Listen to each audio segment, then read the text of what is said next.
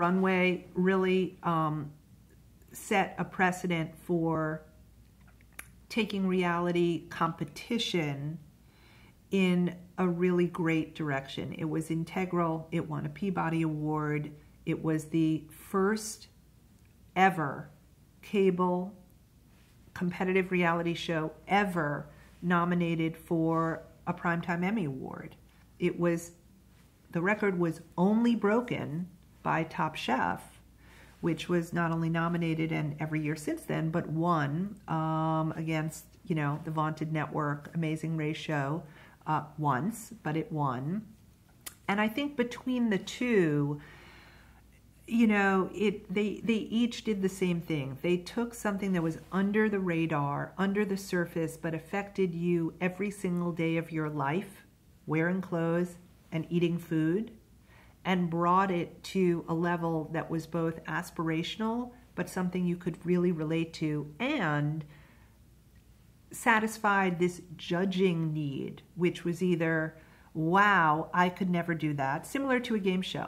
Wow, how'd you get that answer? I never could. Or, I knew that answer. How could you not know? It just satisfied whatever mood you were in to put yourself on an even playing field with the most creative people on the planet in whatever genre you could connect to. I think high stakes and drama was really hard to pull off in both shows. The funniest thing was, we talked about how boring the workroom was going to be, the sewing and the cutting and like hours and hours and hours.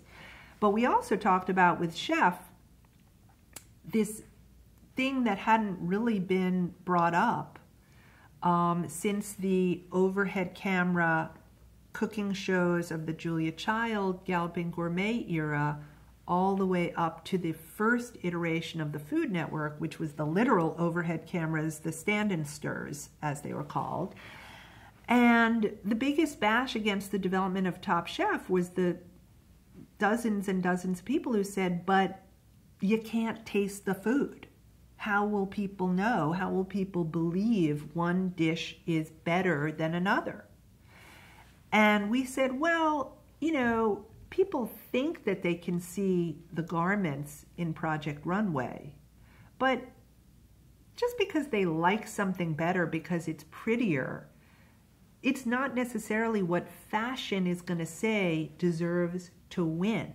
So in the same way we talked about line and drape and longevity and an homage to a designer versus a ripoff of a designer, or, selvage, and made all these words and things of evaluation real, we're going to do the same with food. And that was a brilliant, not only in the challenges, the quickfire and the main challenge. The quickfire was meant to be a technical skill, dicing, an omelet, chef, like a chef's chef challenge. Whereas the main challenge was going to be about presentation and taste and timing and ingredients and a much broader thing.